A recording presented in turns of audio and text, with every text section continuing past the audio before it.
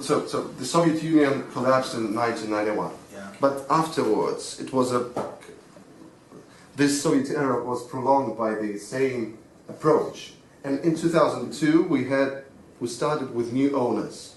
The new owner, the British Council in Russia, bought our winery and invited international wine consultant from London, who consults different wineries all over the world, in Bulgaria, in Argentina, in France, and in Russia. So we started international way of thinking, growing international varieties and making international styles.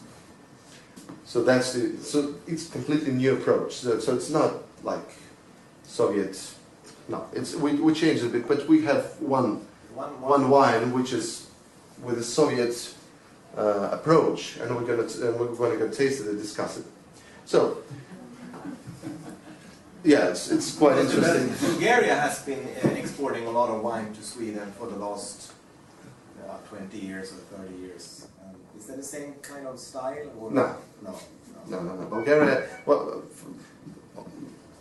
they make wine from their own varieties, from Mavrut and all this sort of. We're different because we're not together with Bulgarian and Indian. So let's go to. I'm not about. It's quite complicated for me to compare Bulgarian and.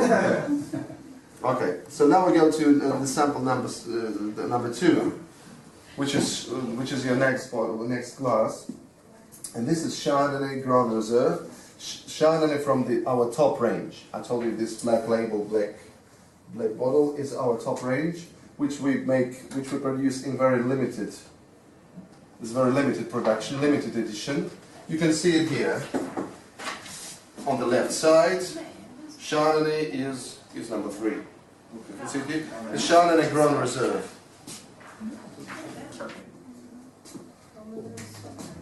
That's the wine. So it's barreled. As we are situated deep on the south, just on the Black Sea, and it's very, very sunny and hot in summer. So we used to grow grape varieties which are suitable for that sort of climate. So Chardonnay, I suppose, is very good for south, and this is a good example of that technology, that approach. This is a barrel fermented Chardonnay, fermented in a new French barrique. So we use French barriques as well as anyone else in the world. So that's the normal way of winemaking, because we wanted to make international styles, I told you. So this is a barrel fermented, and then after the fermentation in a new barrel, we have short storage on the yeast deposit on the bottom of the barrel to increase the mouthfeel. And you can feel it when you taste the wine. It's quite dense. It's quite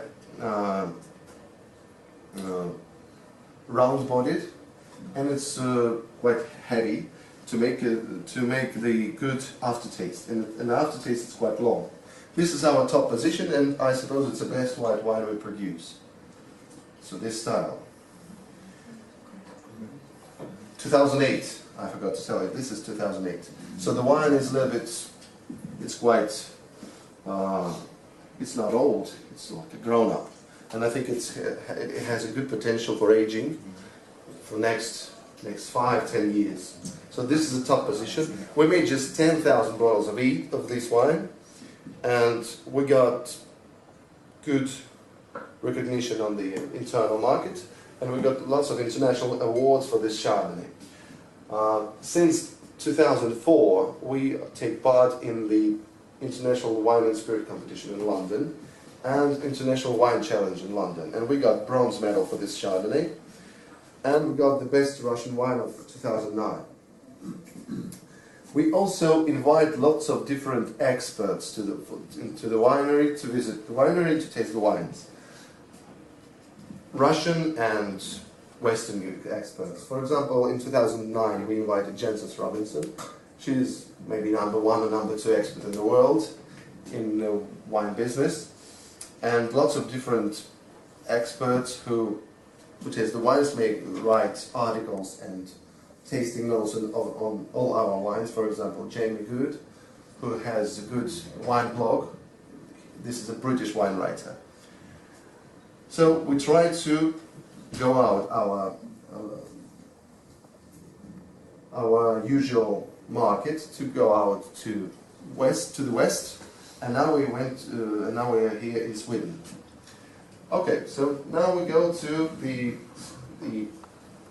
wine number 3 in your glass. This is a muscat. The muscat contains some residual sugar, but all the wines were made with residual sugar is a natural. I mean, we grow grapes with high sugar content, and then we stop the fermentation in a certain amount of sugar. So all the sugar is natural. These are the amphoras which were found in the seashore close to the winery, because and this is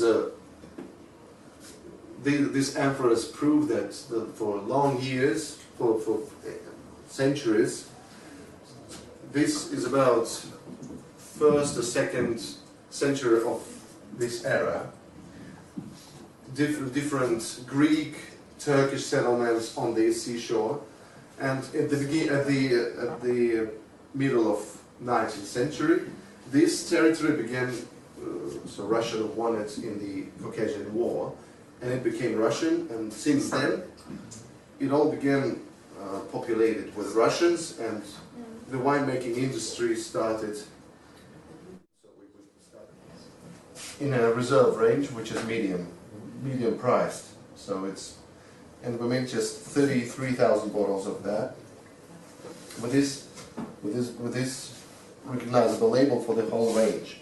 Recently, they all look the same. What do you think about muscat? Very nice wine, all of them actually. They're all different. So we started. I remind you, we started with Riesling, and muscat is a medium range, and then Chardonnay is a top range. So now we go to the wine number 4. Sorry about that. The wine number 4 is Pinot Noir. So it's a glass number 4.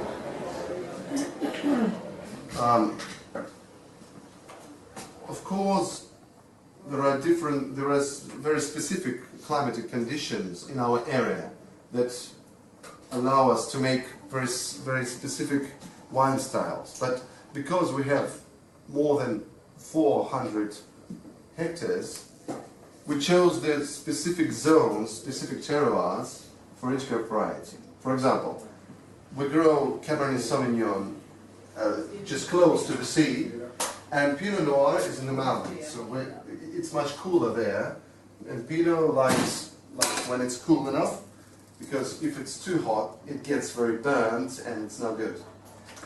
This Pinot Noir was aged for 6 months in a wooden barrel. We use only French barriques, I told you, so it's very important for us. And you can feel it's Pinot from the south. It's quite ripe, not deeply, but quite good color. And you can see the ripeness of the tannins. So it's not that tannic, but it has some structure, some acidity enough to taste. Pinot Noir is also in our medium range, so it's a medium position, which is, I think, good enough to